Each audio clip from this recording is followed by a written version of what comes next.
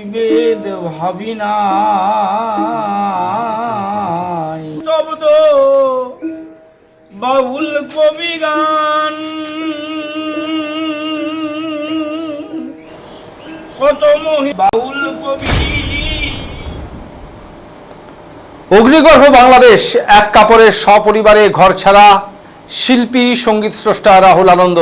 আক্রান্ত শিল্পী থেকে আম জনতা, ক্ষোভে দুঃখে আগুন জ্বলছে ক্যান্সার আক্রান্ত আন্তর্জাতিক খ্যাতিসম্পন্ন বাউল শিল্পীর বুকেও।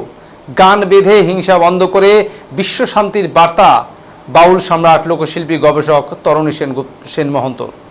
রায়গঞ্জের সুভাষগঞ্জের বাসিন্দা, গলায় ক্যান্সার আক্রান্ত তরণী সেন মহন্ত দুই বাংলার স্বনামধন্য বাউল শিল্পী। তার কথায় বাংলাদেশে লাগাতার হিংসার কারণে ঘরছাড়া বহু মানুষ।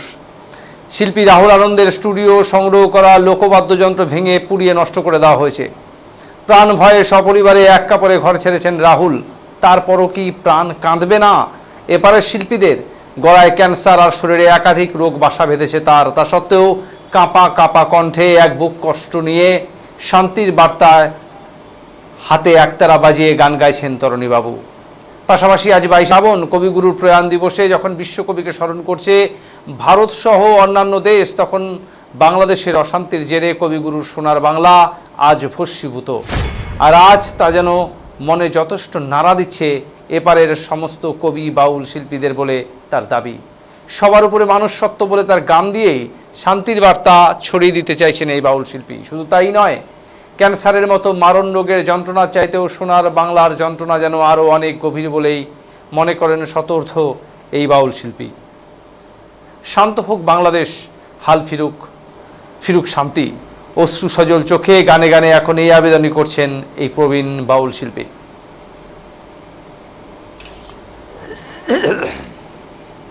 পাশের বাড়িতে আগুন লাগলে আমার বাড়িতেও তার আঁচ এসে, আগুন লাগে নাই কিন্তু আগুনের আঁচটা অনুভব। এই জন্য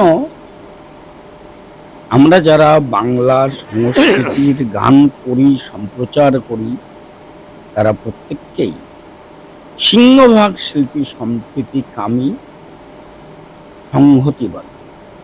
আমরা ফকির লালনকেই একমাত্র মান্যতা দিয়ে থাকি সংহতির গান।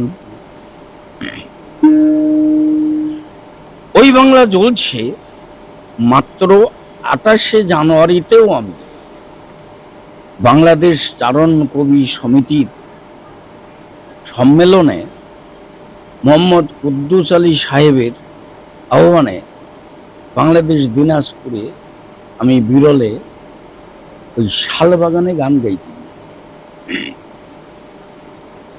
সেখানে জাতি, দল, মত, ধর্ম নির্বিশেষে মানুষের ভালোবাসা ভীষণ আপ্লুত হলাম। কিছুদিন আগে রাজশাহী ইউনিভার্সিটি থেকে ফোকলোর ডিপার্টমেন্টে গবেষণারত বঙ্গ সংস্কৃতি গবেষণারত 30 জন ছাত্রছাত্রী, কয়েকজন প্রফেসর সহ আমার বাড়িতে গবেষণার কাজ, বিষয়টা জানতে বুঝতে, এই বাংলাকেও ভাবতে শিখতে। এই অবস্থায় দাঁড়িয়ে আজকে বাংলাদেশ জ্বলছে, মানুষ মরছে, ব্রিজে ঝুলিয়ে দেওয়া হচ্ছে উল্টো করে মানুষকে বাদুরের মতো।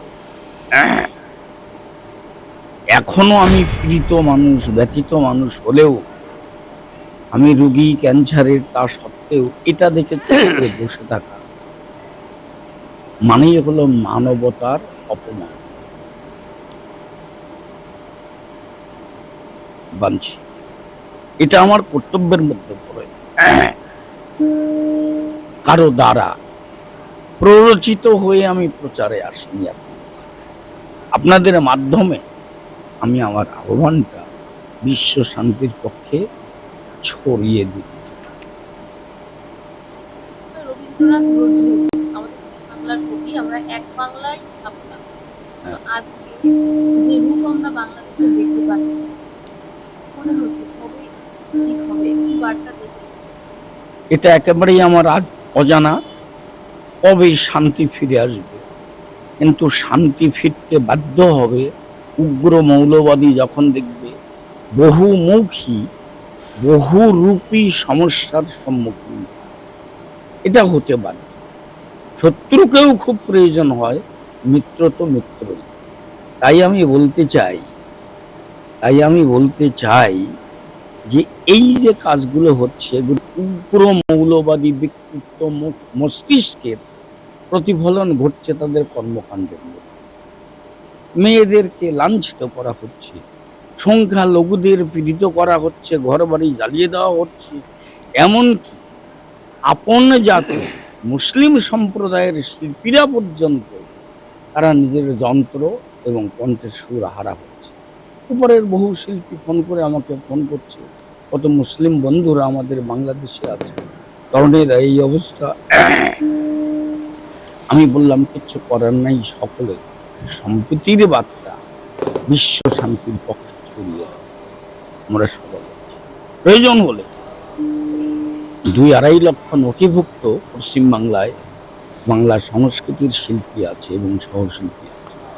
বাউল কবিরা আমরা শান্তির বার্তা নিয়ে বিশ্বব্যাপী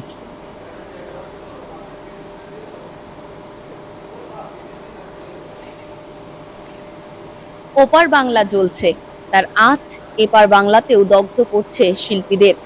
নিজে ক্যান্সার আক্রান্ত হয়েও চুপ থাকতে পারলেন না আন্তর্জাতিক বাউল শিল্পী তরণী সেন মহন্ত। তিনি এবার খাতা কলমে প্রতিবাদের ভাষায় গান লিখেছেন। সম্প্রীতির বার্তা ছড়িয়ে দিতে গানে গানে তিনি প্রতিবাদ জানাচ্ছেন। শান্তি ফিরে আসুক তিনি চাইছেন। রায়গঞ্জ থেকে পাপিয়া সাহা, ডিজিটাল বাংলা।